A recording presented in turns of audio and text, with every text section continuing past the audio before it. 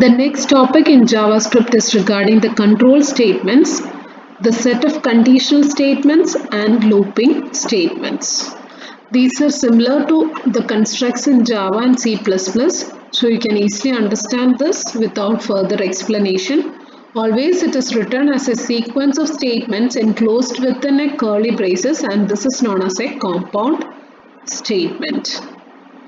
The control construct is the control statement together with the statement or compound statements whose execution it controls. A control expression, that is a conditional expression, has a boolean value true or false. True has the value 1 and false has the value 0 generally. And control expression with a non-boolean value will have its value converted to boolean automatically. Considering string is interpreted as true except the empty string. If the value is a normal string, it is interpreted as true, or unless and otherwise it is an empty string or a string, zero string, like this.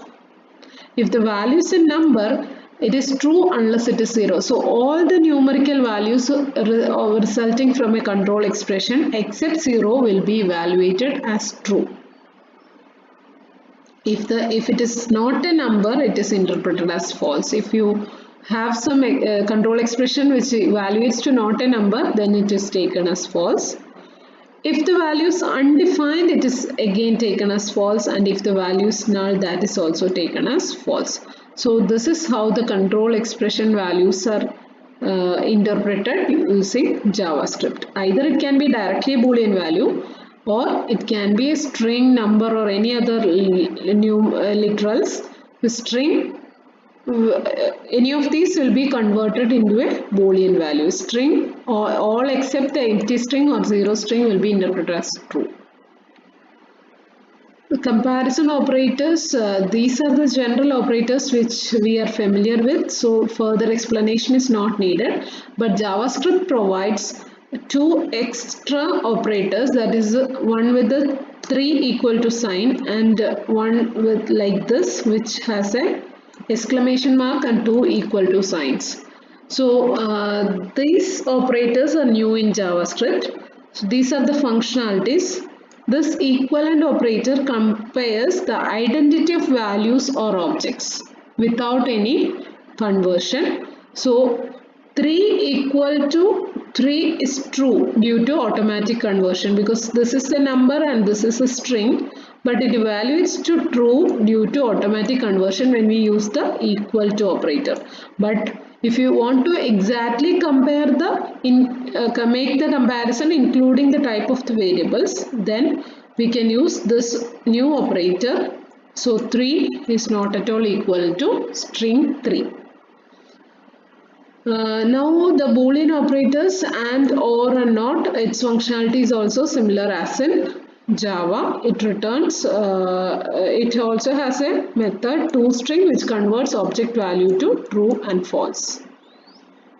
It evaluates to true unless the object is null or undefined. This is an example showing the relational or comparison operators, and these two are the new operators. Strictly equal to and strictly not equal to are the interpretation of these new operators. Others are similar to what we have studied in Java. This is a set of logical operators and, or, and not. Again, this all we are familiar with. These are the bitwise operators. Again, this operator precedence and associative is shown here. Only this is having right associative and these all are left associative. Again, this one is right associative. This is the precedence order, highest precedence operator listed first. So this is having highest precedence, going down the precedence will be lesser. Now we move on to the selection statements quickly. If else statement, if condition, the true part, then else. If it is not true, then this part will be executed. Selection statement, another statement is a switch statement. Hope all remember the switch statement format which we studied in Java and all. So switch expression, this expression will be evaluated and this is the value which is compared. After evaluation, this there will be multiple cases written here with a case key written here with a case keyword. So if it matches with any of these cases, it executes one by one. First it go to the first case, then if it matches, the statement will be executed. But always remember that once a match is found, if there is no break statement, it will enter all the remaining case values after the first match. So always remember to use a break statement after each cases in order to break out from the set of statements. And also if no value matches, it is always advisable to have a default case. In case if nothing matches here, it will go to the default statements. This we have already explained. If break is not given, all cases following it will be evaluated. That is a thing to be remembered. Example for switch, I am using a switch statement to get the border size of a table and to create a dynamic table with the given border size. So this is the set of statements where border size, I have a variable for retrieving this border size. I am prompting the user using the prompt dialog, select a table border. So it is displayed over here, select a table border size, 0 for no border, 1 for 1 pixel, 4 and 8. I am taking 4 values, 0, 1, 4 and 8. So I am entering a value 4 here and pressing OK. Then what will happen? This border size will now get the result. This value 4 will be there in the border size. So it will go to the switch statement, switch border size, case 0. So remember I have given it like case 0, case 1, case 4 and case 8. It will first look here, case does not match. Next it also does not match, and the third one will find a match. So what I am going to write is document.write create a table tag. So document.write, hope you remember, it writes to your browser table tag, and here I am specifying border is equal to 4. So likewise I have given the comments for each of the case statements. So this will write like this, and as there is a break statement, it will break out of the switch and go here. So here I have written document.write, I have written a caption for the table and then a set of rows and columns specified. So tr, th likewise, 2 rows and a single column. So you can define as you require. So you can see other conditions also. In the first condition, as the border is 0, there is no border attribute required. Here I am specifying border with value 1, here I am specifying border with value 8, so that whenever you give different values, those kinds of border will be applied over in this HTML. So this is the output window. This table has a border value 4. So hope you understood this, and hope you are more clear with how dynamically JavaScript can create contents within an HTML page. Looping constructs are also what we have studied. So we quickly review through while statement. While it execute a control expression, according to the expression, it will have certain results. So if more than one statement, or if it is a compound statement, it will have curly braces. So again, the for statement is also similar. It will have an initial expression, then have a control expression checking whether the conditions true or false, then increment expression to increment or decrement expression to decrement or increment the value. Then it will have the execution statements. Then do while is an exit control loop. So if the set of statement is to be guaranteed to execute once, it has to be enclosed within a do while statement. So it will do the set of statement once, and at the exit it will you have a semicolon here, please remember this. At the exit you will check using a control expression. So the second execution of this set of loop statement is based on this true or false value. So remember that there is a semicolon also here. So these are the explanations for this. And there is a miscellaneous operator which is equivalent or if construct. So here is a conditional expression, and after that you have the question. So this is the operator syntax. You have a conditional expression over here, and if the conditional expression true, the statements over here will be executed, and after the colon there will be some other statements which will be executed only if the condition is false. So here is an example, two values 10 and 20. If A is greater than B, the value is 100, otherwise it is 200. So of course A is not greater than B, so the result will be 200 displayed here. So likewise the other one too. Now moving on to how objects in JavaScript are created, accessed and modified. Object creation and modification in JavaScript. We already have learned that we use the new expression to call a constructor to create an object. Whenever it is created like that, it creates a blank object, and the constructor creates and initializes all the properties of the new object. JavaScript objects do not have a data type. So here where object equal to new object, this create an object that has no properties. We already told in the earlier classes that we can add dynamic properties and methods to objects in JavaScript. It is not based on any class-based properties and functions. So here we can use a dot notation to add properties. So object dot property. Here I have the object, and using a dot operator I can add a property to this objects. Properties are just names of values, so they are never declared. The number of properties in an object can vary dynamically, but in case of Java and all, it is fixed. In the class, whatever values we have given, only that are permitted here, but it can be dynamically varying. So here is an example.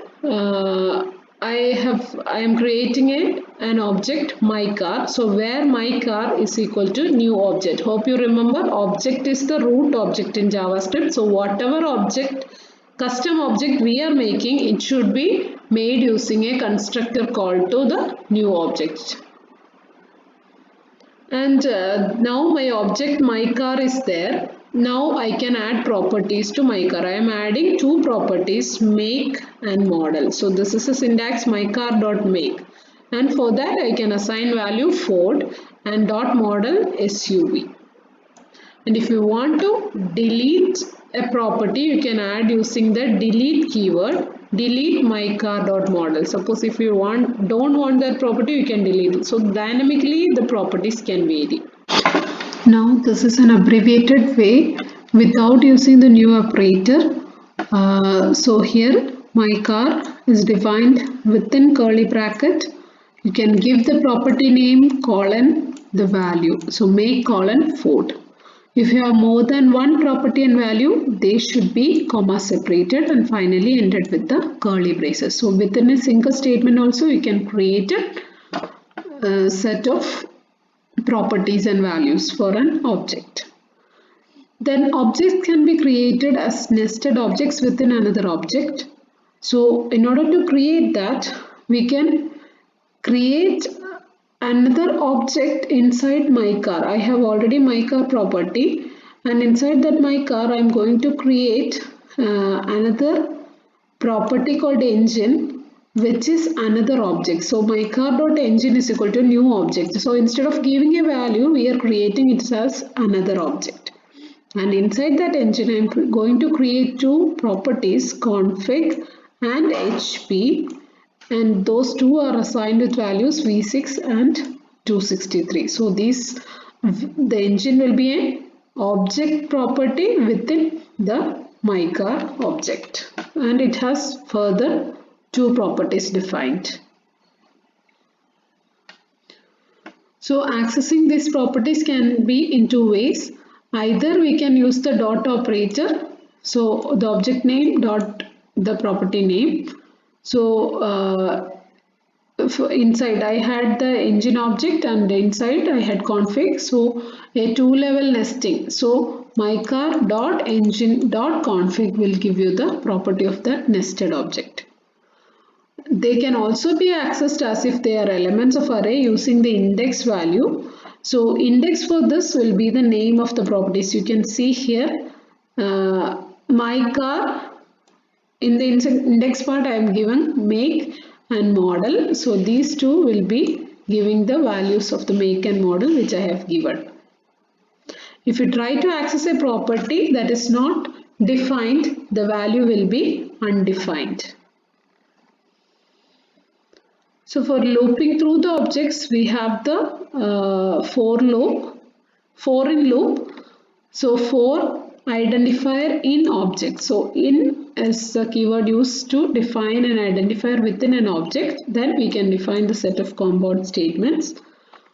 So here is an example for where property in my car document.write name and the property value. So this prop will give the name of the property and one by one the value will be accessed using this array. My car with an array the name of property. So here using the for in loop, this property name will be accessing the properties one by one. So here is the output, make is Ford and model is equal to SUV. So this is accessed using this property as an index to my car object.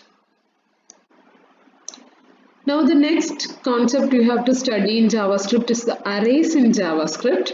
How arrays are created and manipulated in JavaScript. Again, arrays are also defined as objects that contain a list of elements, and indexing is similar to any other array constructs. Indexing begins at 0. Elements can be primitive values or references to other objects. So one thing which is different in this case of JavaScript arrays is that in Java and all, array is defined with a data type. So int a is equal to with a square bracket, you can define set of values. But in that case, it array is of integer type. But in the JavaScript, you can have arrays with values having different data types. And also JavaScript arrays have dynamic length. So arrays need not have the same type of values. It also have dynamic length. The size may vary as per the usage. This is how an array is created. It can be created in two distinct ways. First one is, as often we use the new operator, and the constructor here is the array constructor. So a call to a new array will create an array for you. And this can be executed using a single parameter or two or more parameters. If it is a single parameter, that specifies the size. If the parameter is single, that is the size of the array. If more than one parameter is there, those parameters refer to the contents of the array. So if you do like this, new array, more than one value is here, any number of values can be used. So this 10 will not be the size. This is the element, first element of the array. This is the second element. And to illustrate that your JavaScript arrays can have multiple types of values, the first two are numbers here and the third and fourth one are strings over here. The second method to create an array with a literal array value with a list of values enclosed in square brackets. So here is an example where list is equal to, within square bracket you can have the set of values. And these are the two ways in which arrays are created. Now for accessing, you can use the normal method using a square bracket and index value. You can access the elements of the array.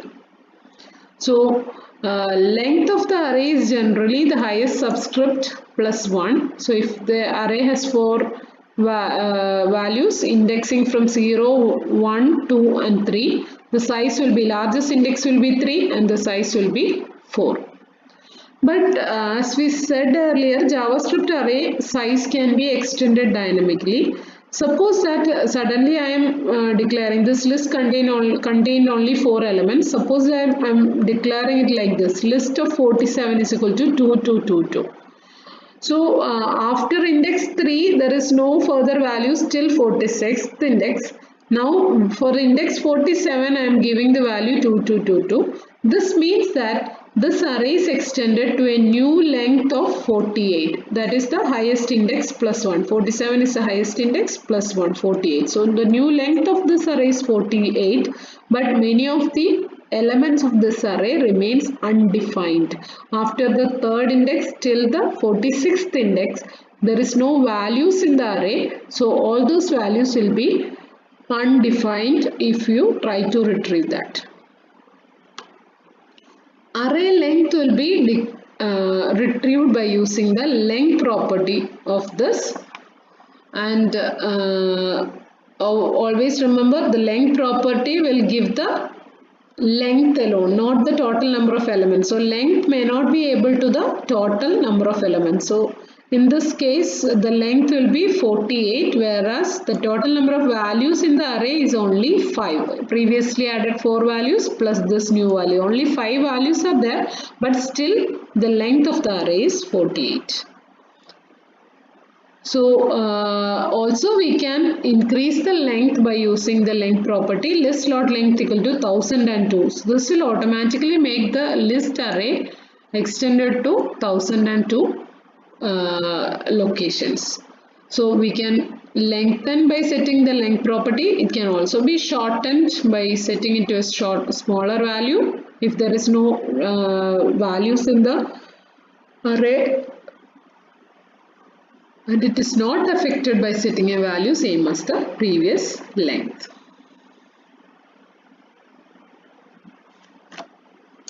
Assigning a value to an array element that did not previously exist will create that particular element.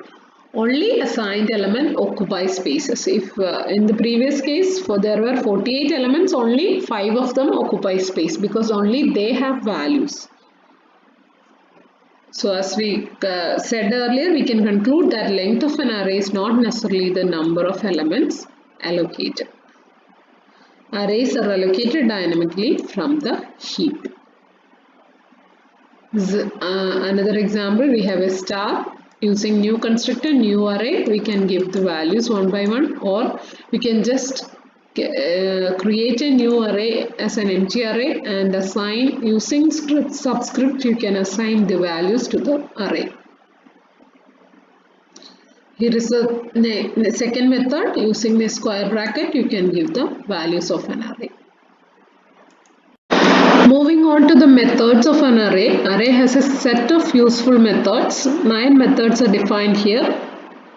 Out of this, the first 5 we are familiar with: join, reverse, sort, concat and slice.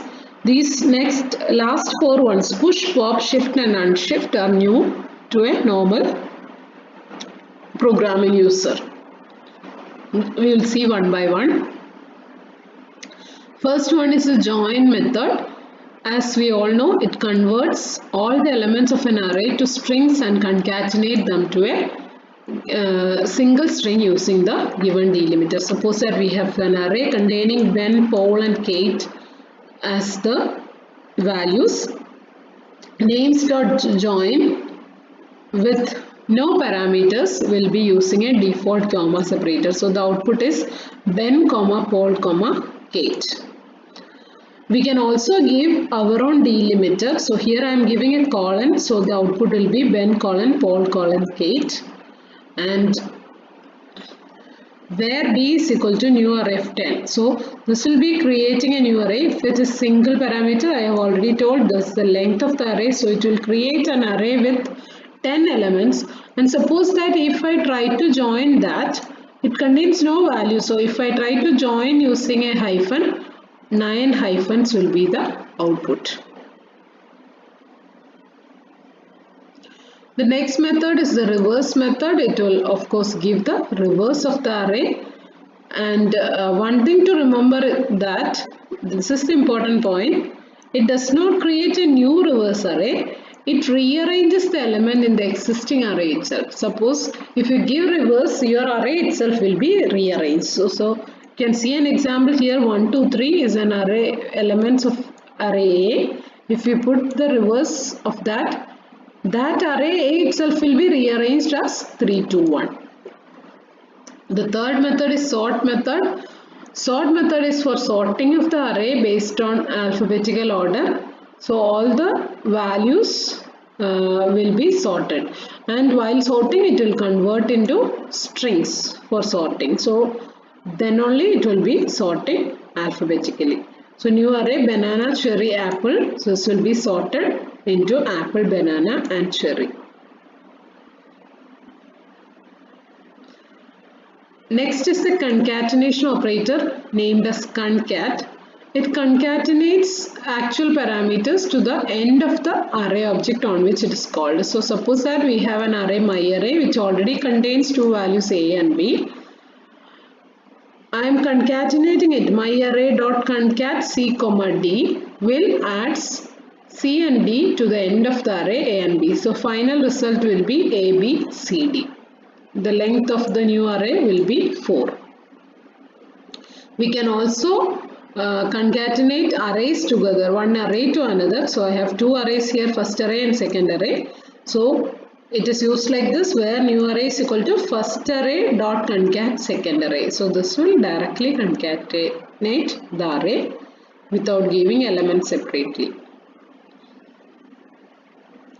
The next one is slice. Slice is similar to substring operator in strings. Slice will split the array into subarrays based on the set of parameters. So here is an example. I have an array A which contains 1, 2, 3, 4, 5 as elements. A dot slice 0 to 3. So like the substring operator, we can have either one parameter or two parameter. If it is one parameter, it returns the value starting from the first index to the second index. So these are index values. So in this case, this is the 0th index, 1 and 1, 2. So it does not give the third index. So 0 to 2 will be returned. So remember this carefully, from the first parameter up to, but not including second parameter, Please keep this in mind. So this returns values up to 0, 1, 2 and 3. It will not include the value 4. If only one argument is specified like this, here only 3 is specified, starting from the given position. So 0, 1, 2 and 3. So this is the third position. Starting from the third position, all the values till the end of the array will be displayed. So here it will be retrieving 4 and 5. Now the remaining methods help to access array in different ways. Out of that, two are push and pop. So hope we are familiar with these two terms while we have dealt with the stack operator in data structures, stacks in data structures. So this will help to use arrays as stacks. So first one is the push operator. It will add elements to the end of the array and returns the new length of it. So return value is the length of the new array. So here is an example. I have an array called stack and it has two values 1 and 2. So if I am pushing a value, push 3, 4. One or more values you can push. You can see from this example, push 3, 4. I am pushing two values together. So the result will be 1, 2, 3, 4. So 3 and 4 will be added to the end of the array. And return value is 4. That is the total length of this new array. Now pop, of course, you can assume it will remove an element from the end of the array and decrements the array length. And the return value is the value that is removed. So while adding values, you can add n number of values, but Pop will always take one value out of the array. So pop can be done only one by one. Pop has no parameters. Pop will retrieve the last value. Here it is 4. It will be retrieved and now the array has only 3 values. Remember, the return value here is the value that is popped out. The popped out value will be returned. Another example, you can push bx, so bx will be added, and if I do pop, then bx will be returned here, but it returns the length of the array. So the next two operators, unshift and shift, these will allow you to access array as in queues. The previous one allowed to access array as in stacks. This one allows to access array as in queues. Remember, unshift is the method that helps to add elements to the array. This will be added at the beginning. Push added elements at the end of the array, whereas unshift, it's not shift, it is unshift which add elements to the beginning of the array. You can see the example where Q is the name of the array here. I have two values 1 and 2. Q unshift 3, 4. So I am unshifting 3 and 4. So 3, 4 will be added to the beginning of the array. So one thing to be noted here is it is not unshifting 1 by 1. If it was unshifting 1 by 1, it would be 4 and 3 here. But it's not unshifting it in separate. It will be unshifting it together. So this order itself will be maintained. 3, 4 will be added to the beginning of the array. Then the shift will be doing the opposite thing. It will remove an element from the beginning only. So again, as in pop, the shift also does not have any parameters. It shifts one value at a time, but the shift will happen at the beginning of the array. So here shift will shift out the value 3. Here also unshift will return have its return value as the length of the array, but shift will return the value which is shifted. Again, I am unshifting bx will be added to the beginning, and while shifting bx will be taken out from the array and it is returned to the calling function. These are about the array methods. Again, we can create two-dimensional arrays also using JavaScript. So this is a syntax of creating that. Within square bracket I can have different arrays defined. So these are all nested arrays, and you can access using two for loops.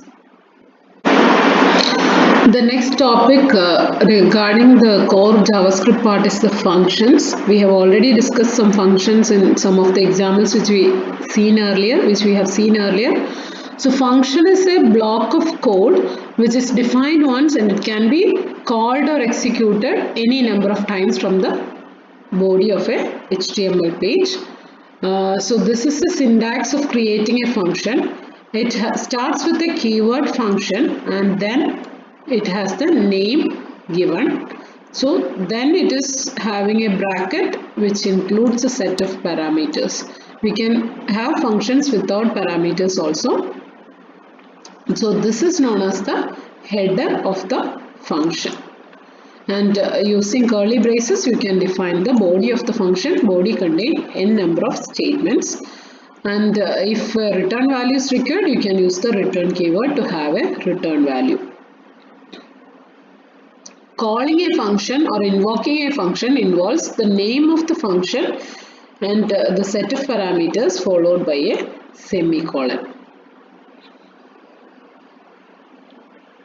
The return statement is used to return control back to the caller of the function. Whoever is called, the control will be given back to that location, and it can have certain values returned as mentioned. Suppose return equal to a plus b, the sum will be returned as a value. We can have more than one return statement, and if there is no return statements or return does not include an expression, the value is undefined.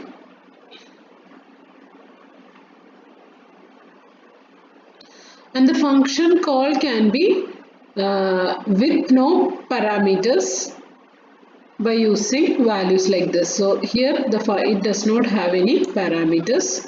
This kind of a statement is the standalone statement. So here we don't have any values to be passed to the function, just prints a hello. Or if we want to give some values, they must be in a comma separated format. So here this is a function to find sum. So add value is the function name. So it has two parameters given and a comma separated formats. If a call that returns undefined is a standalone statement. So once the execution of this function, here is no return statement. So once the execution of the function is completed, it automatically returns back to the caller location.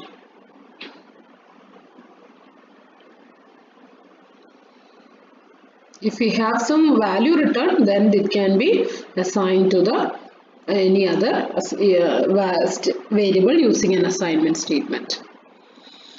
JavaScript functions as other concepts in JavaScript, they are also objects. So they may be assigned to variables and to object properties like this. We can have a reference function is equal to function. So this fn will be calling this particular function again refn, which is a reference. So we can create a reference like this. So this new will be a object, will be a reference to this function. So here we have a function defined here. So both these calls, function call and a reference function call, both will be calling the same function. Generally, function definitions are placed in the head of the HTML document, or it can be in a separate document, and the calls are generally made from the document body. Here is an example illustrating the use of functions. I have three functions defined in the head part: do notify, do check, and do sum. Do notify does not have any parameters. It just writes a statement to the HTML page. Do check has single parameter, and that value is printed using an alert message. And the do sum takes in two parameters, and the sum of those parameters is returned to the caller function. So here is how you activate that functions from the body. Generally, this call is made from the body of a function. The first one, do notify, we are inside the script. Always remember, when you write code in the body, you must enclose that within the script tag. Do notify will just call this function. This is a notification from do notify function. So this is the first statement displayed to the page. So because this is a document.write. Next one is do check of 10. Do check of 10 will take this is the value 10. So it will just display the value checked is 10. So this is the alert shown. This page says the value checked is 10. That's an alert message. And the third one, where s equal to do sum of 10 comma 15. So two parameters 10 and 15 are passed, so result is 25. So it will be returning a value 25, and s will hold the return value. That s is again printed as document.write. Sum of 10 and 15 is s. So here it is printed. Sum of 10 and 15 is 25. So from the first class itself we have seen intermittently the browser can have contents from the script as well as from the HTML part. So this is printed from the HTML part. So this is printed from the script part. One is printed from here, and from the script body another statement is printed from here. Then function call can be made as the value of any on-click events or any other events in JavaScript. So for illustrating that, I have used three checkboxes 1, 2 and 3 which calls the do check function on clicking the checkbox. Once if I check on 1, do check 1. So here the parameter passed is 1. to the do check here. So that will be displaying the value checked is 1. If I click on 2, the value. So here I have seen the example, click on 2, the value checked is 2 here. So likewise, this is an event handler and this is an event and this function can act as event handlers also. Variable scope, we already have discussed this in the previous slides. Inside the range of statements, it has local scope, and if it is outside the function, it will be having a global scope. The parameters can be actual parameters. The values that appear in a call is known as actual parameter. When we call a function, the values are known as actual parameters. The formal parameters are the values that appear in the header of a function definition. In the function definition, the values which we use to manipulate with the given arguments, those values are the formal parameters. Generally, JavaScript uses the pass by value mechanism. It can also have references to use it like a pass by reference. So here is an example illustrating the actual and formal parameters. I have a function fun1 and I have a list as the parameters. So this is where I call the function. I have a list where list is equal to new array. So this is an array as parameter.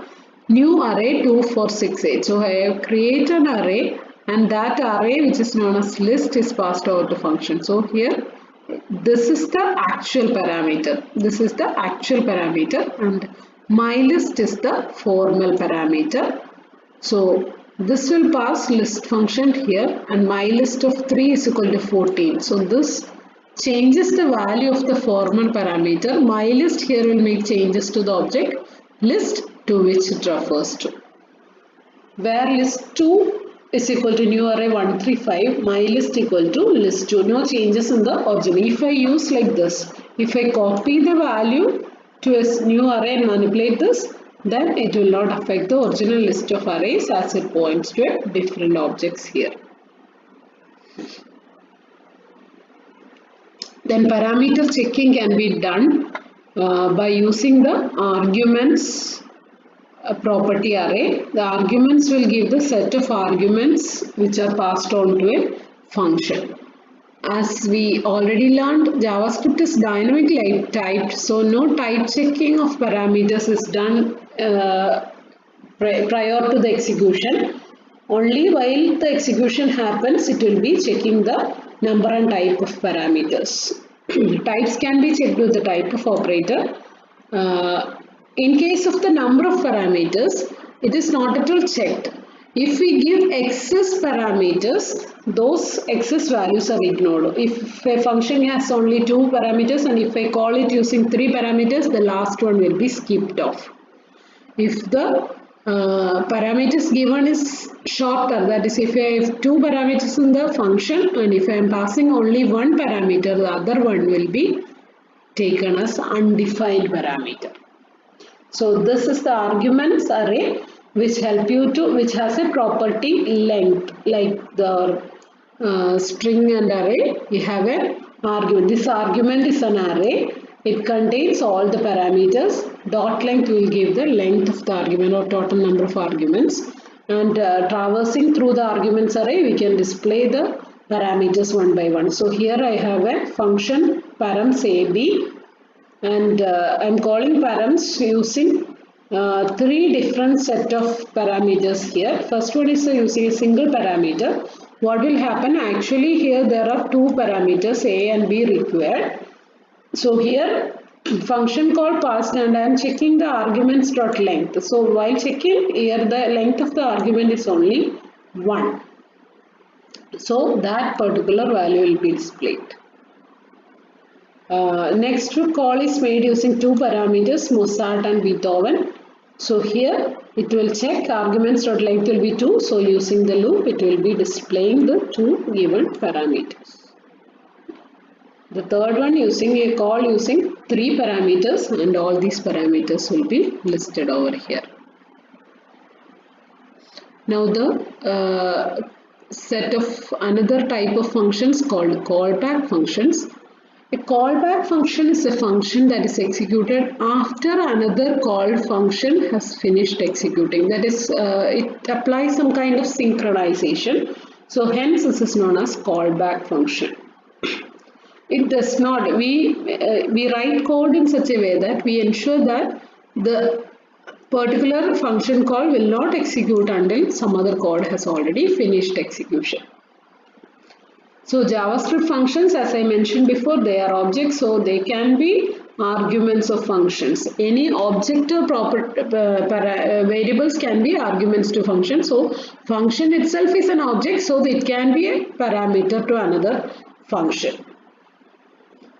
So such kind of functions which can do this are known as higher order function, and a function that is passed as an argument is known as a callback function.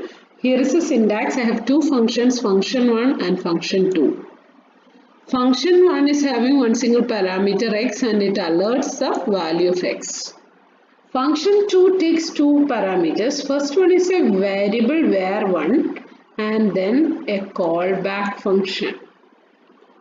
Then I am using callback variable 1. So function 2 calls the callback function 1. So here you can see this function 2 value 2 comma fn1. So it is calling function 1 as the callback function and it will be executed. So this ensures that this function 1 will be executed after function 2 execution is completed. So this is the notion of callback functions. Here is another example. Function do homework subject comma callback. On calling this function, it will be alerting starting my dash subject homework, and then only it call back. It make a callback call here, but this will be executed only after this particular action is completed. So we have the callback function here, work finished. They will alert to give some status like finish my work, and this finish my homework will be displayed only after this function is executed. That is, only after finishing homework this will be displayed. So this is how you call that function, do homework. That is the name of this function with subject max. I am going to study max, and then work finish is the name of the second function.